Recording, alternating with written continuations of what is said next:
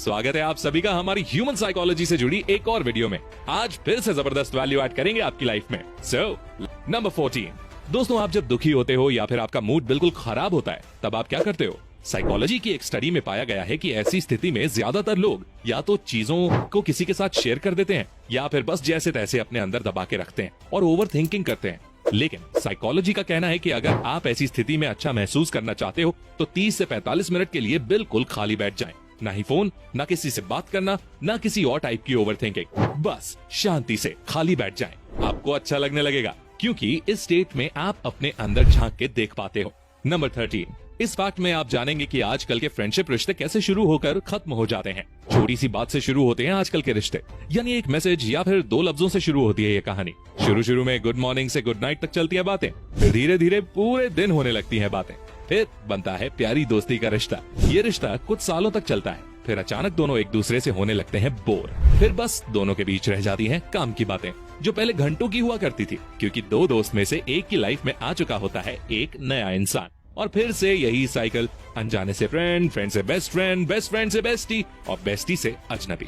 बस यही चल रही है आजकल रिश्तों की साइकिल। इसी तरह घूम रहे हैं रिश्ते। नंबर 12। दोस्तों, अगर आपके मैसेज को सीन करके रिप्लाई ना करें या फिर आपको कोई इग्नोर करे तो आप क्या करते हैं? जो भी हो, अगर आपको कोई 1-2 बार इग्नोर करे तो आपको उसके पीछे नहीं पड़ना चाहिए।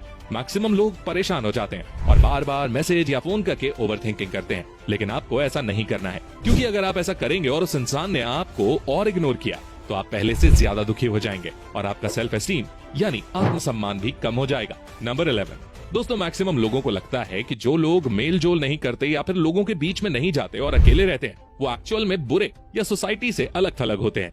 बट एक्चुअल में ऐसा नहीं है।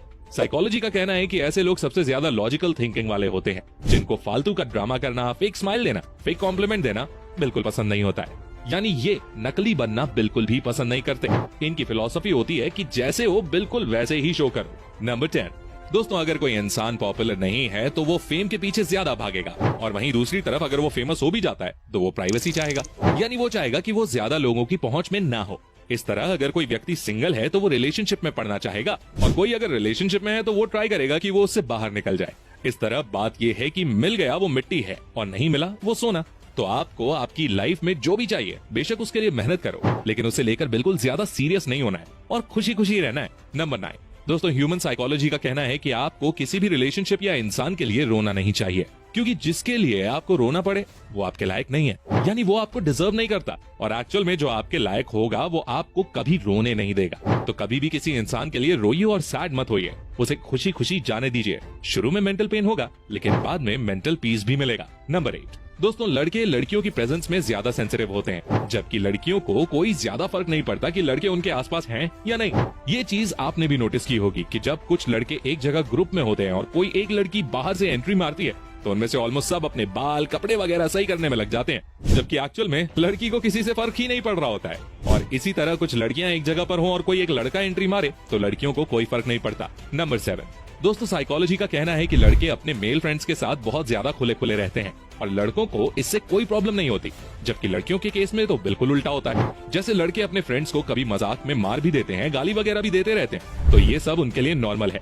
लेकिन अगर आप लड़कियों में देखोगे तो वो ऐसी हरकतें बिल्कुल नहीं करती एक दूसरे के साथ। वो कंफर्टेबल रहना ज्यादा पसंद करती हैं। नंबर 6।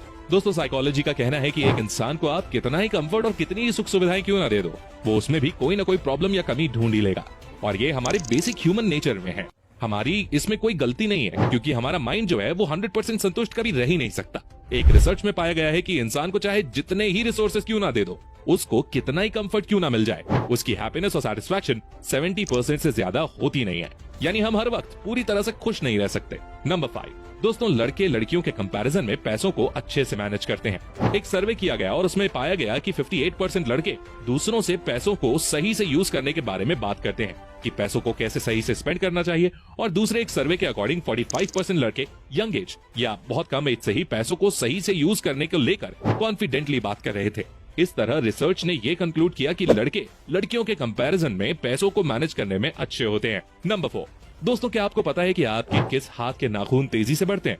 अब आप सोच रहे होंगे कि हाथ तो दोनों एक ही जैसे ही हैं, तो दोनों हाथ के नाखून भी तो बराबर ही बढ़ेंगे ना। लेकिन ऐसा नहीं है।